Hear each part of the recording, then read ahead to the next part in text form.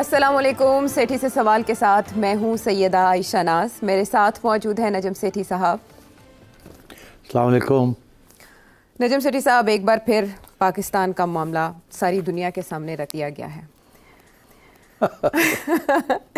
और तकरीबन पाकिस्तान को दरपेश सभी पहलुओं का उस एक ख़त में अहाता किया गया है जो बकौल टेलीग्राफ के उन्हें मौसूल हुआ है बानी पीटीआई इमरान खान साहब की तरफ से।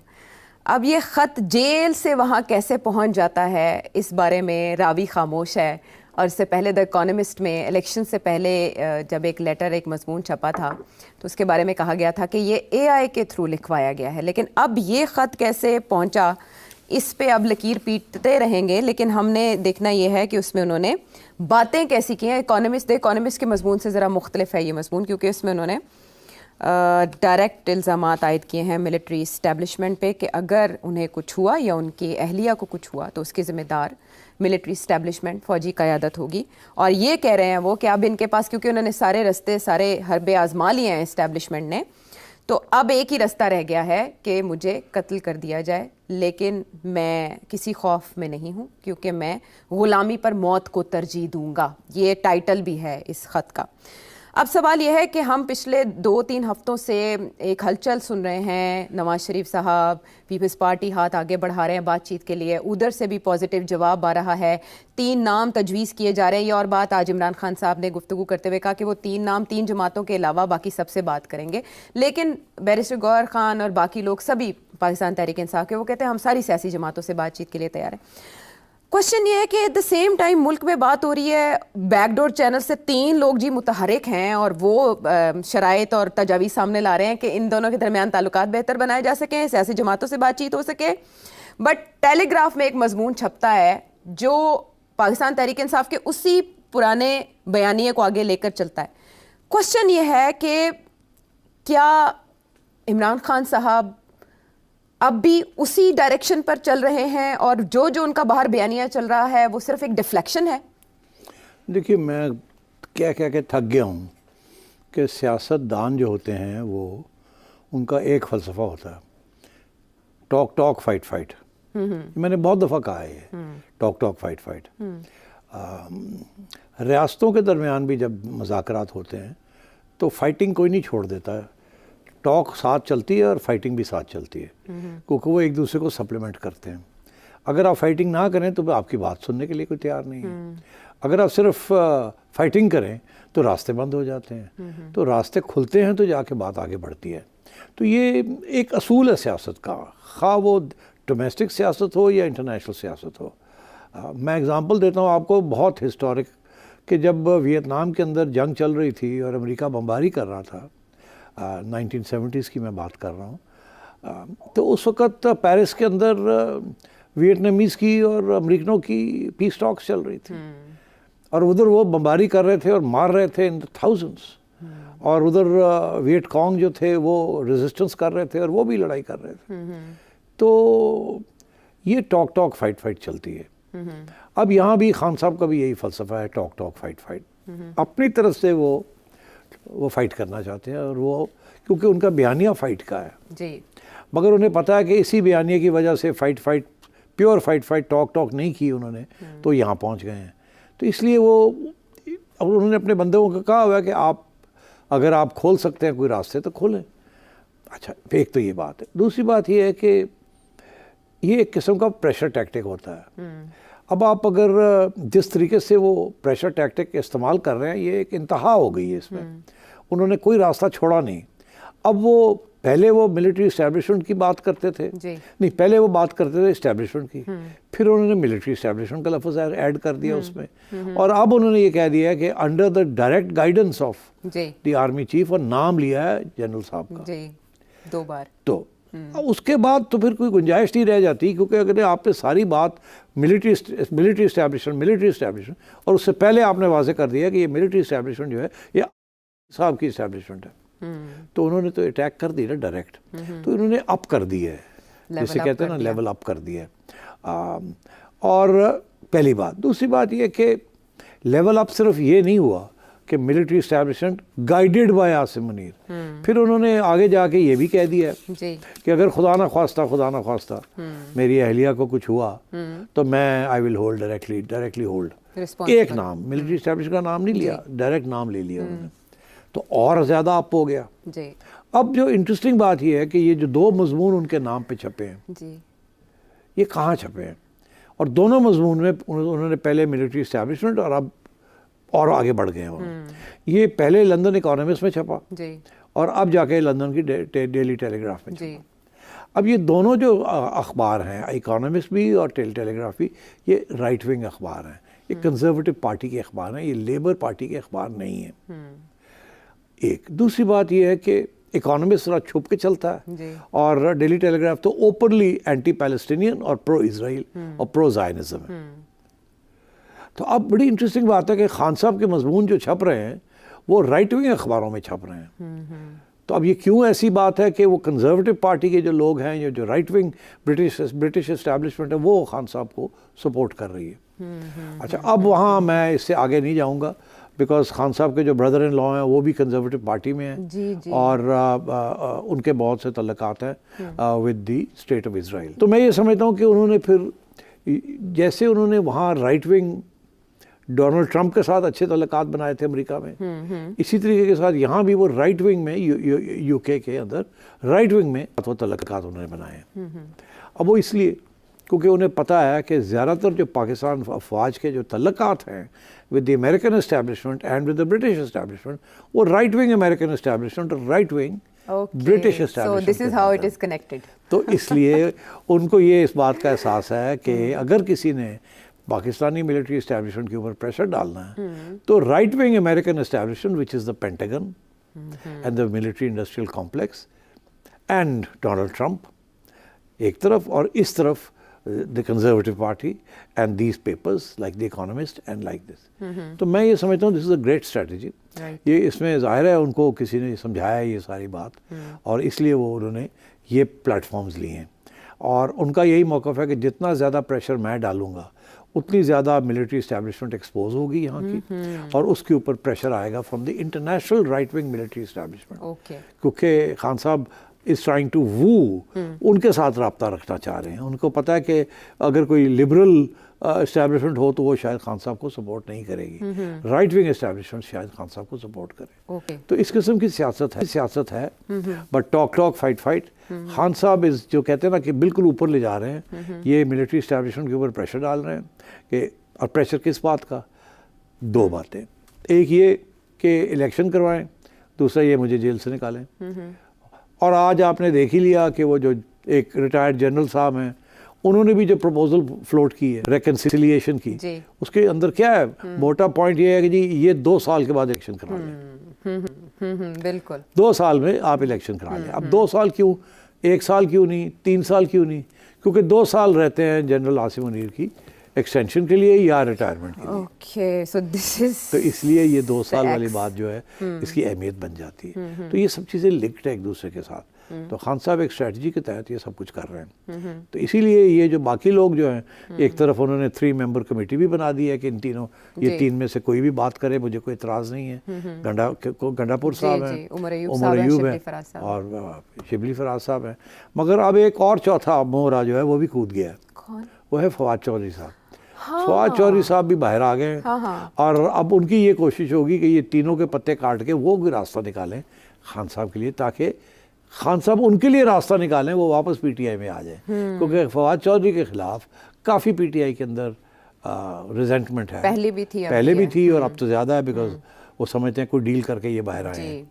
तो इसलिए और फवाद चौधरी साहब थोड़े बहुत हाथ पैर मार रहे हैं। उन्होंने बड़ी इंटरेस्टिंग एक बात की है, उनसे ये पूछा गया कि कोई डील होने जा रही है, आप चाहेंगे कोई डील हो जाए बिटवीन इमरान खान और मिलिट्री इस्टेब्लिशमेंट, तो और क्या आप उनसे डील करने जा रहे हैं? उन्होंने कहा नहीं, डील वील कोई नहीं होनी, हमने एंगेजमेंट करनी है। उन लफ्ज़ इस्तेमाल किया एंगेजमेंट, हमने एंगेजमेंट करनी है, मतलब बातचीत शुरू करनी है, हम कोई डील नहीं करेंगे। तो एक तरफ वो एनआरओ मांग रहे हैं बेसिकली, दूसरी तरफ वो कह रहे हैं हम तो एंगेज होना चाह रहे हैं, रास्ते बातचीत करना चाह रहे हैं, बातचीत पे क्या हर्ज है, डील हम नहीं करेंगे।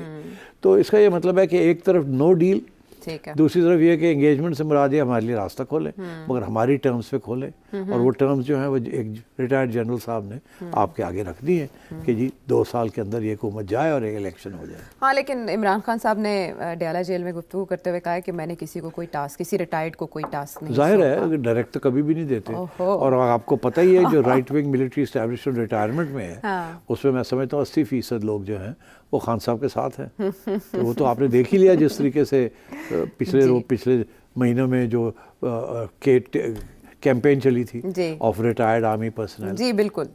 ये पाकिस्तान में भी और आउटसाइड पाकिस्तान, अभी भी सबसे बड़ी लॉबी जो है वो आउटसाइड पाकिस्तान बैठी है। हाँ। जो कि वहाँ से बैठ के ये चला रही है पूरी कैंपेन।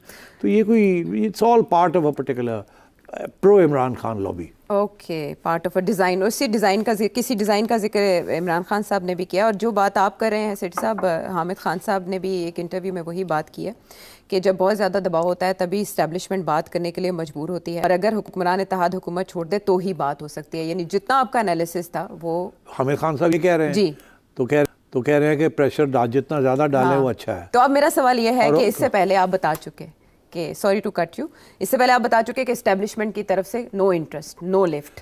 इस तरह के मजमून के बाद क्या इस्टेब्लिशमेंट दबाव में आएगी? मैं ये समझता हूँ कि प्रेशर तो आएगा, डायरेक्टली कभी भी इस्टेब्लिशमेंट बात नहीं करेगी, मगर अब जब इस किस्म के आइडियाज़ फ्लोट होने शुरू हो गए हैं ये जनरल लोधी रिटायर्ड कहते हैं कि जी मैंने तो पहुँचा दी आपने प्रपोजल्स, मगर कुछ जवाब नहीं मुझे मिला। उनको मिल गया मगर जवाब नहीं मिला। मैं नहीं समझता कि कोई फॉर्मल जवाब मिलेगा उनको। मैं आज पेशन गोई करता हूँ कि मिलिट्री इस्टेब्लिशमेंट की तरफ से कोई जवाब नहीं मिलेगा उनको, मगर ये ज़रूर है कि जवाब मिलेगा किसी और किस्म का। अब वो क्या होगा वो I rather not go there, वो तो फिर खुद ही वो फैसला करेंगे उन्होंने क्या जवाब देना है। मगर देखिए ना जवाब देना भी तो जवाब होता है। बिल्कुल ऐसे ही है ना, बोलना और साइलेंट रहना दोनों जवाब होते हैं। Silence is also an expression. याद है आपको DGISPR की ये बिल्कुल, ट्वीट? बिल्कुल। तो silence is golden, sometimes silence is very loud. तो ये लाउड साइलेंस ना हो जाए। मुझे जो बात दिलचस्प लगती है कि एक सीजन्ड जर्नलिस्ट ने ये बात उठाई है, और उन्होंने ये बात यहाँ तक उठाई कि अब फ्रंट पेज पे अखबारों के आनी शुरू हो गई है और डिस्कशन में आनी शुरू हो गई। आपको याद होगा पिछले हफ्ते आपने जिक्र किया था और मैंने एक ही सेंटेंस में इसको रिजेक्ट कर दिया था, याद है कि जी ये कौन लोग हैं और ये क्या कर रहे हैं, इसकी कहीं बात बनेगी या नहीं बनेगी। मैंने कोई बात नहीं बनेगी। तो वो पिछले हफ्ते और आज इस हफ्ते फ्रंट पेज की न्यूज़ बननी शुरू हो गई है और उसके ऊपर तबसरे होने शुरू हो गए हैं। तो इसके पीछे भी तो कोई चीज़ होगी ना। क्या ये हमदर्दियाँ हैं खान साहब के साथ, या एंटी एस्टैब्लिशमेंट जो एक माहौल बना हुआ है इस मुल्क के अंदर, ये उसका ये रिफ्लेक्शन है, या लोग ये जेन्युइनली परेशान हैं कि इस मुल्क के जो प्रॉब्लम्स हैं उनके हल निकलने चाहिए और ये जो इस किस्म का जो डेडलॉक है उसको ब्रेक करना चाहिए। तो मैं समझता हूँ इसके अंदर ये मिक्स्ड इमोशंस हैं। ये मुहिब्बुल वतनी का भी ये एक इजहार है कि ये जो क्राइसिस है इसको किसी तरीके से रिजॉल्व किया जाए। मगर प्रॉब्लम जो आ रही है ये क्यों आसानी से रिजॉल्व नहीं होगी, वो इसीलिए नहीं होगी क्योंकि खान साहब ने बहुत सख्त पोजीशन इख्तियार की हुई है और खान साहब का ट्रैक रिकॉर्ड भी बड़ा सख्त है। इसलिए मैं, और जो आजकल के जो मिलिट्री इस्टेब्लिशमेंट की लीडरशिप है उन्होंने भी एक सख्त रवैया इख्तियार किया है। मेरा ये मौक़िफ़ है कि या इन दोनों में से ये नहीं होगा कि ये मिलिट्री इस्टेब्लिशमेंट खान साहब के साथ बैठ के कोई मुज़ाकरात करे, क्योंकि खान साहब के demands are completely unacceptable to this establishment. तो या तो इस इस्टेब्लिशमेंट में तब्दीली आए या खान साहब जो हैं वो अपना मौक़िफ़ जो है वो जेन्युइनली चेंज करें और कन्विंस करें कि उन्होंने चेंज किया है। मगर ये एक क्राइसिस डेफिनेटली है। आपने देखा कि इस ख़त के अंदर उन्होंने IMF को भी लताड़ा जी। और वो बिल्कुल वो कह रहे हैं कि जब तक ये पॉलिटिकल इंस्टेबिलिटी चलेगी मईशत नहीं ग्रो करेगी। तो वो ये इशारा है उन लोगों की तरफ जो लोग यहाँ फॉरेन इन्वेस्टमेंट करना चाह रहे हैं। SIFC का is headed by the army chief, right.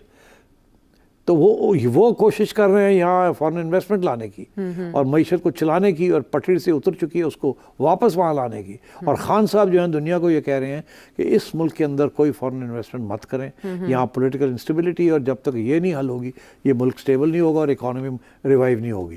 तो आप देख लीजिए ना कि किस लेवल पर ये कॉन्फ्रंटेशन जो है वो चली गई है कि पाकिस्तान की जो एक्चुअली जो नेशनल इंटरेस्ट में जो इश्यूज़ हैं उसको भी खान साहब चैलेंज कर रहे हैं। यस। और ये कि वो जो 6 जजेस का ख़त है उसको भी उन्होंने इस ख़त में मेंशन किया। और सिर्फ यही नहीं, उन्होंने जो चीफ जस्टिस ऑफ पाकिस्तान है और इस्लामाबाद हाई कोर्ट के चीफ जस्टिस, उनकी माजूरी का भी जिक्र किया कि वो इस बारे में कुछ नहीं कर पाए अभी तक। तो उन पे भी प्रेशर आ गया ना जी। तो जवाब आपने कहा उधर से तो नहीं आएगा, तो इधर से आएगा जुडिशरी से जी। मेरा ख्याल है कुछ महीना पहले मैंने ये कहा था कि पाकिस्तान की जुडिशरी अंडर बहुत प्रेशर है, और मैंने ये भी कहा था कि 70% से ज़्यादा, ये एक आर्बिट्ररी फिगर है बट मेरा एक इम्प्रेशन है कि ये जुडिशरी जो है ये भी प्रो पीटीआई है। और इसलिए क्योंकि बहुत अवाम जो है वो इस वक्त बड़ी प्रो पीटीआई है, तो ये एक इशू बना हुआ है। अच्छा। और जजेस जब घर जाते हैं तो उनके बेटे बेटियां जो हैं वो सारे ही जो है मेरा ख्याल है प्रो पीटीआई हैं। यानी जजेस पे पब्लिक सेंटिमेंट का असर होता है? बिल्कुल होता है, एब्सोल्युटली होता है। और मेरा ख्याल है वो अभी भी है और वो ख़त्म नहीं होगा। और खान साहब की यही कोशिश है कि एक तरफ इस्टेब्लिशमेंट मिलिट्री, दूसरी तरफ सुप्रीम कोर्ट और हाई कोर्ट की इस्टेब्लिशमेंट, उन दोनों को ऊपर प्रेशर रखा जाए। तो इन सब चीज़ों के होते हुए अब इसमें एक एक चीज़ को उन्होंने इवन के ईस्ट पाकिस्तान को भी डिस्कस किया, एक्स प्लेटफॉर्म पे बैन का भी उन्होंने जिक्र कर दिया, फिर जुडिशरी की मजबूरियों का भी उन्होंने बता दिया, फिर टेररिज्म का भी जिक्र कर दिया, फिर यूएस के जो स्टेट डिपार्टमेंट की ह्यूमन राइट्स प्रैक्टिसेस के हवाले से रिपोर्ट है उसको भी मेंशन कर दिया। लेकिन दूसरी तरफ जब हमने नून लीग और पीपल्स पार्टी का रवैया देखा कि वो कहते हैं हम बातचीत के लिए तैयार है, अब इस तरह के इसे बोलेंगे बाउंसर के बाद कि आप किसी को जिम्मेदार ठहरा रहे हैं और कह रहे हैं कत्ल की कोशिश की जा रही है, क्या पॉलिटिकल पार्टीज अब भी इंगेज करेंगी? पॉलिटिकल पार्टीज कह रही हैं कि हम खान साहब के साथ एंगेज करना चाहते हैं। खान साहब कह रहे हैं मैं इंटरेस्टेड नहीं हूँ आपके साथ, आप तो पपेट्स हैं, मैं तो जो मालिक है उनके साथ बात करना चाहूँगा ना, क्योंकि मैं भी एक मालिक हूँ, वो भी एक मालिक है, मैं अवाम का मालिक हूँ, आप सारी रियासत के मालिक हैं, तुसी कौन हो? तो ये नाइदर है ना, तो आपको तो उठा के लगा के वहाँ खड़ा कर बिठा दिया। और भूल गए हैं कि आप भी ऐसे ही आए थे, इसी इस्टेब्लिशमेंट ने आपको कहीं से उठा के बैठा दिया था। तो अब आप कह रहे हैं कि वो कहते हैं the boot is on the other foot.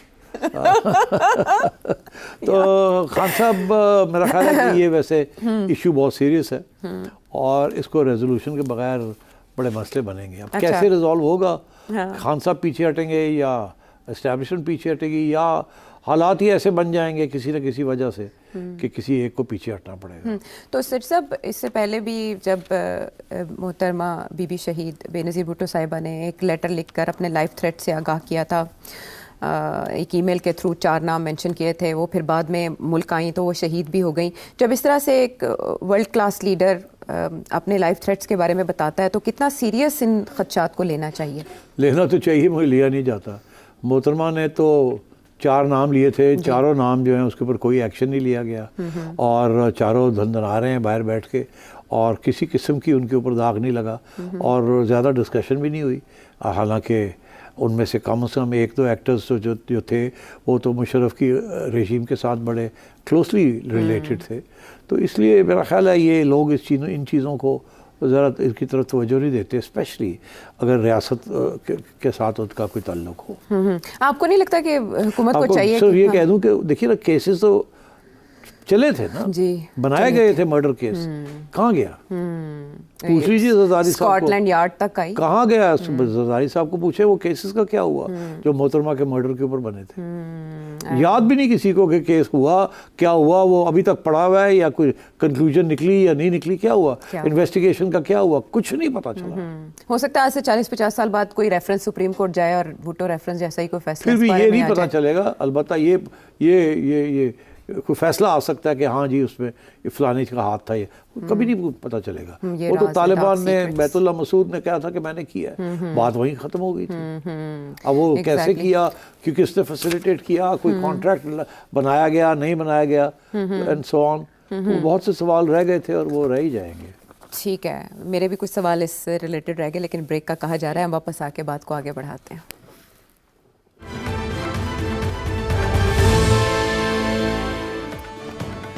Show में एक बार फिर खुश आमदेद। अच्छा, क्वेश्चन जो है वो है बड़ा इंटरेस्टिंग, अमेरिकन इलेक्शन से रिलेटेड। मुझे उससे ये बात भी याद आ गई कि एयर बेसिस का इकोनॉमिस्ट वाले मजमून में भी जिक्र किया खान साहब ने और अब फिर इस लेटर में कर दिया। ये उनको खबर कौन देता है जिसको दफ्तर खारजा की तरदीद करनी पड़ती है कि भाई ऐसा कुछ नहीं? देखिए, खान साहब प्राइम मिनिस्टर रहे हैं ना।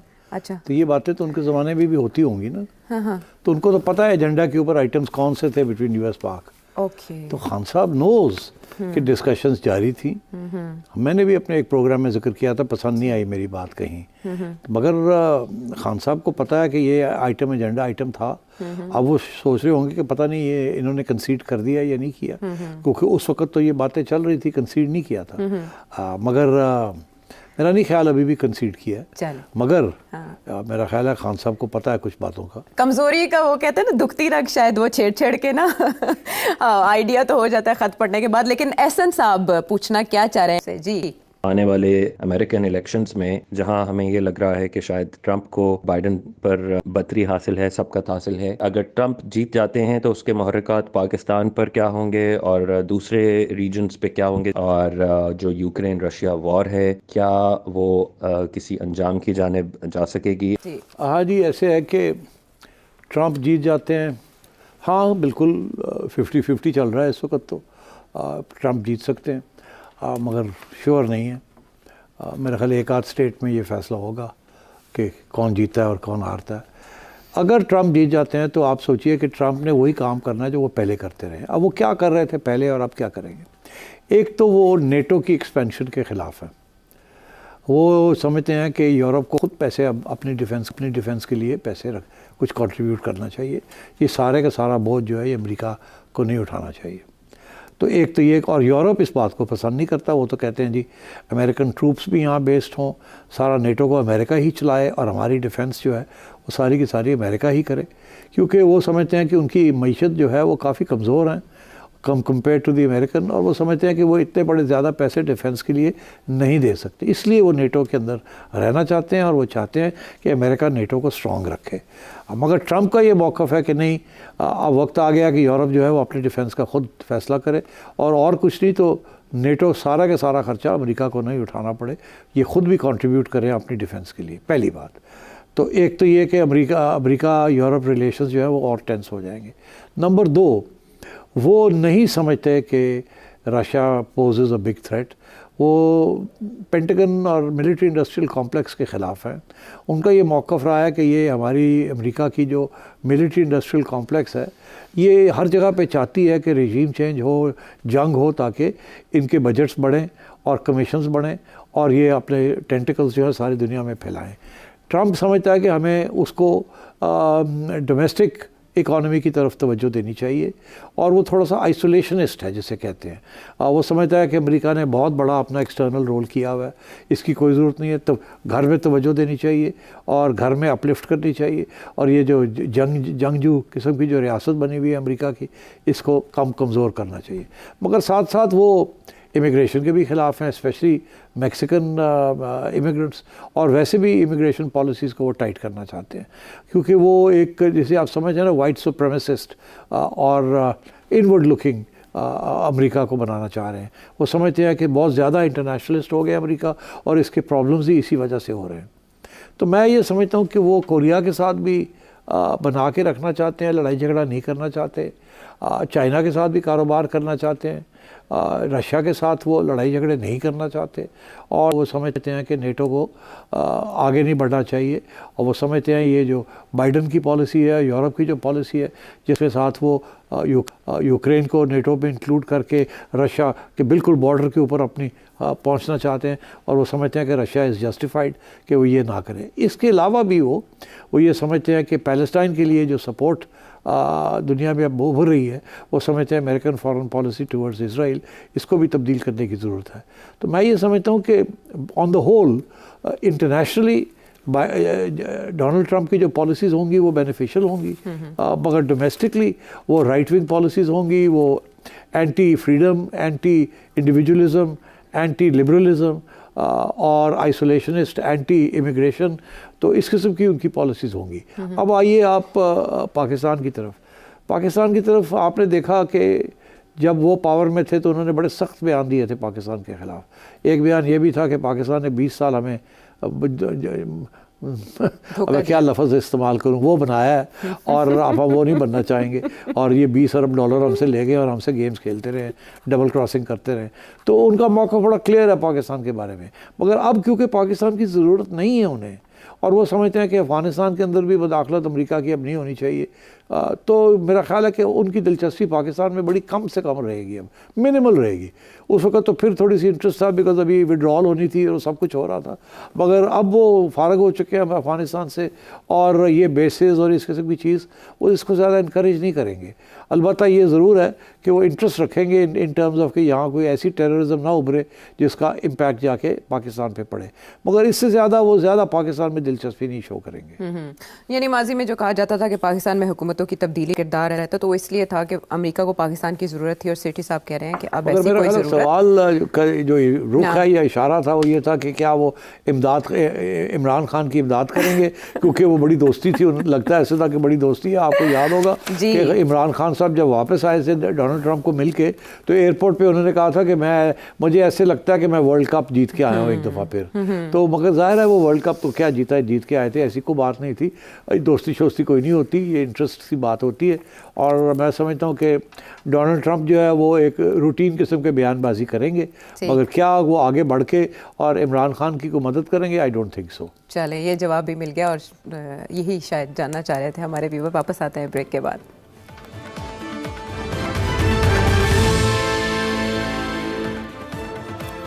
Welcome back to the show. अब आपकी एक और एक्सपर्टीज़ के हवाले से सवाल आया है, ये क्रिकेट से मुतालिक है।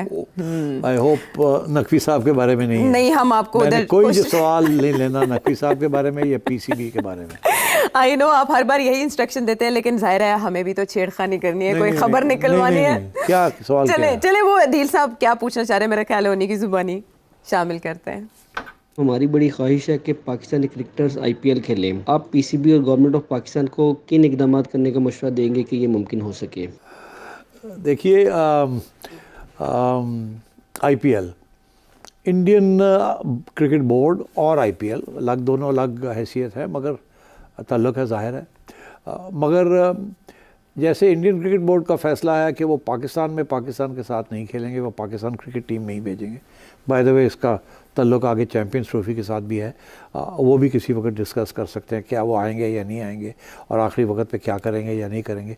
अभी तो यहाँ तैयारियाँ हो रही हैं कि चैम्पियंस ट्रॉफी में इंडिया अपनी टीम को यहाँ भेजेगा, but we'll see, much will depend on Narendra Modi कि वो ग्रीन लाइट देते हैं या नहीं देते। मगर आईपीएल की बात यह है कि ये इसके ऊपर काफ़ी अरसे से बहस चल रही है। मैंने भी, जब मैं चेयरमैन था, तो मैंने भी इंडियन क्रिकेट बोर्ड के साथ और आईपीएल के जो बड़े लोग हैं उनसे बात की थी कि भाई क्यों नहीं आप पाकिस्तानी प्लेयर्स को इजाज़त देते कि वो आईपीएल में खेलें। अच्छा, उनका एक बड़ा इंटरेस्टिंग मौक़िफ़ था। वो कहते हैं हम अपने प्लेयर्स, इंडिया के जो प्लेयर्स हैं, उनको हम इजाज़त नहीं देते कि वो किसी और लीग में खेलें। अब कोई इंडियन प्लेयर किसी और बड़ी लीग नहीं खेलता जो कि कॉन्ट्रैक्टेड इंडियन प्लेयर्स हैं। रिटायर्ड प्लेयर्स तो खेल लेते हैं। अब फॉर एग्ज़ाम्पल यूएई में इस वक्त एमिरेट्स की एक लीग हो रही थी, वो उसी वक्त होती है जब पीएसएल हो रहा होता है, वो भी T20 लीग है। वो सारी की सारी लीग की जो टीम्स हैं, एक के अलावा सब इंडियन आईपीएल ओनर्स के पास हैं या इंडियन बिजनेसमैन के पास हैं। वो भी अपनी टीम के लिए भी इंडियन प्लेयर्स नहीं ला सकते क्योंकि वो अलाउड नहीं है। इंडिया अपने प्लेयर्स को बाहर नहीं खेलने देता, और जब बाहर उनकी आईपीएल हो रही होती है कि दुनिया के सब प्लेयर्स जो हैं, टॉप प्लेयर्स, वो सबसे पहले उनके लिए अहमियत यही होती है कि हम आईपीएल में खेलें। एक रीज़न, आईपीएल हम यहाँ $2 लाख $2.5 लाख देते हैं पीएसएल के खेलने के लिए, वो 1 मिलियन से ऊपर देते हैं। तो आप खुद ही सोच लीजिए कि जिसने आईपीएल खेलनी है वो फिर पीएसएल तो नहीं खेलेगा, एंड सो ऑन। और तो इंडिया का ये एक पॉलिसी है कि उन्होंने अपने प्लेयर्स को किसी और के लिए किसी और को देना नहीं है ताकि उनकी लीग ना बढ़े। एक ही ये सबसे इम्पोर्टेंट लीग रहे। और पाकिस्तान के तो वो जो है वो गवर्नमेंट पॉलिसी है कि पाकिस्तान के प्लेयर्स को हमने नहीं बुलाना, पाकिस्तान की लीग को सपोर्ट नहीं करना। अब फॉर एग्ज़ाम्पल मैं आपको देता हूँ कि जब आईपीएल हो रही होती है तो आईसीसी जो है सारे बायलैटरल सीरीज़ जो है वो कैंसिल कर देते हैं। जो बायलैटरल मैचेस होते हैं ना इंडिया के किसी और के साथ, या ऑस्ट्रेलिया न्यूजीलैंड, या ऑस्ट्रेलिया इंग्लैंड, या इंग्लैंड पाकिस्तान, वो सब कैंसिल हो जाते हैं। वो कहते हैं कि जब आईपीएल हो रही है तो सारे के सारे टॉप प्लेयर्स जो है वो आईपीएल जाएंगे, और उस वक्त और कोई इंटरनेशनल क्रिकेट नहीं होगी। इतनी बड़ी सपोर्ट है आईपीएल को from the international cricket council. और अब आगे जाके मैं आपको बता दूं कि नवंबर में एक नया प्रेसिडेंट या चेयरमैन बनेगा आईसीसी का, और चांसेस यही हैं कि जे शाह साहब जो BCCI के इस वक्त हेड है वो ही जाके ICC के बीच बनेंगे। ये पहली, अगर ऐसे हुआ तो ये पहली दफ़ा नहीं होगा। इससे पहले श्रीनिवासन साहब थे, वो BCCI के भी हेड थे और वो ICC के भी चेयरमैन बने। अब फिर मेरा ख्याल है ऐसे ही होने जाएगा, क्योंकि इंडिया जो है is the biggest contributor to ICC, और ICC आप समझें इंडिया ही चलाता है। एशियन क्रिकेट काउंसिल भी इंडिया चलाता है, IPL भी इंडिया चलाता है। और तो ये इस किस्म के मसाइल हैं। जब तक नरेंद्र मोदी इस बात पे रजामंद नहीं होगा कि पाकिस्तान के साथ बराह रास्त क्रिकेट खेलनी है और पाकिस्तान की टीम जो है वो इंडिया की टीम पाकिस्तान में आके खेले, उस वक्त तक IPL भी शायद पाकिस्तानी प्लेयर्स को इजाज़त नहीं देगा। बिल्कुल ठीक, समझ गए आपके असल मसला है कहाँ। अब साहिबुल इस्लाम साहब चित्राल से सेठी साहब से क्या जानना चाहते हैं? सेठी साहब से मेरा सवाल ये है कि पहले ज़माने में जब वो शो करते थे तो उसके पास एक रेड कलर का मफलर होता था, आजकल वो नहीं पहन रहा है, इसकी वजह क्या है? पहले ज़माने में सेठी साहब, पहले ज़माने में अच्छा, पहले ज़माने में मैं लाल मफलर पहनता था, अब क्यों नहीं पहनता हूँ? ओहो, ये तो बड़ी, जैसे कहते हैं ना, क्लोज टू द होम ये सवाल है। अच्छा देखिए, अब आप 2 मिनट हैं तो मैं थोड़ी सी कहानी खींचूँ। देखिए, ये लाल मफलर का जो मेरे साथ ताल्लुक़ है, ये 1960 की दिहाई का इसका ताल्लुक़ है, इसके साथ ताल्लुक़ है। हम यूनिवर्सिटी में थे UK में, और उस वक़्त 65 और 66, 67, 68, 69 एक वियतनाम में वॉर चल रही थी, जिसके ख़िलाफ़ स्टूडेंट कम्युनिटी दिन ब दिन बढ़ रही थी और डेमोन्स्ट्रेशंस हो रहे थे। और मुझे याद है उस वक्त लिंडन बेंस जॉनसन अमेरिका के प्रेसिडेंट थे, जो कि बने थे after John F Kennedy was assassinated. ये वाइस प्रेसिडेंट थे, ये बने, इन्होंने वियतनाम के अंदर वॉर को एक्सटेंड किया। और स्टूडेंट कम्युनिटी और लिबरल कम्युनिटी जो थी वो they were all against this war. तो हमें याद है हम बड़ी डेमोन्स्ट्रेशंस में हिस्सा लेते थे, लंदन में भी, कैम्ब्रिज में भी।